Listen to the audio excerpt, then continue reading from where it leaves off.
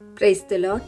సహోదరుడు భగత్ సింగ్ గారి అనుభవంలో దేవుడు తనకు బయలుపరిచిన దైవ మర్మములు.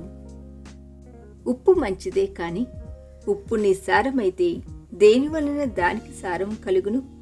అది భూమికైనను ఎరువుకైనను పనికిరాదు కనుక దానిని బయట పారవేయుదురు.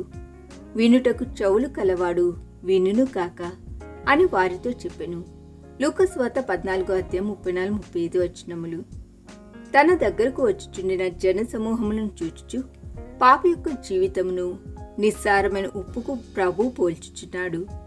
ఈ సమూహమును చూచియే మత్తయి సువార్త 5:13లోని మాటలను ఆయన పలికెను. 2 రకములైన వారు ఆయన దృష్టికి కనబడుచున్నారు.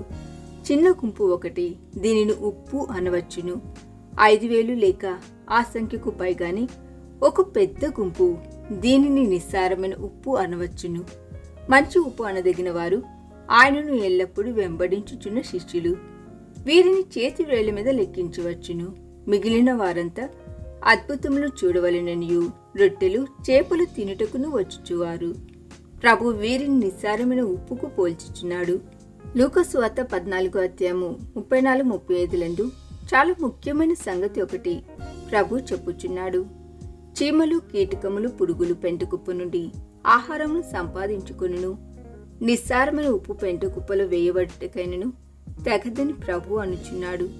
అది ఎంత పనికిరానిదనగా, చీమలను, కీటకములను, పురుగులను ఆ నిస్సారమైన ఉప్పులో నీవు పడవేసినను అవి అక్కడ ఉండవు, వర్ధిల్లవు. నిస్సారమైన ఉప్పును ఎక్కడైనను పారవేయవలసినదే. రక్షణ లేని వారి పరిస్థితి కూడా ఇట్టిదే. ప్రభు నీ పాపమును క్షమించి వేసి, నీ అపవిత్రతను కడిగివేసి, నీకు ఒక నూతనమైన దైవ స్వభావం ఇచ్చిన్నాడని నిజముగా సంతోషంతో స్పష్టముగా నీవు చెప్పజాలకుంటే నీవు సారము పోయిన ఉప్పు వంటి వాడవే. నీవెంతటి వాడవైనను పనికి మాలిన వాడవే. నీవు జీవించిండుట భూమికి బరువే. ఎక్కడికి వెళ్ళినను నివసించినను నీ వలన కలుగునవి దుఃఖము, కష్టములే. వారి జీవితమంతా వృధాయే. ఈ దిన ధ్యానము మనందరి ఆత్మీయ జీవితమునకు ఆశీర్వాదకరముగా ఉండునుగాక. ఆమేన్.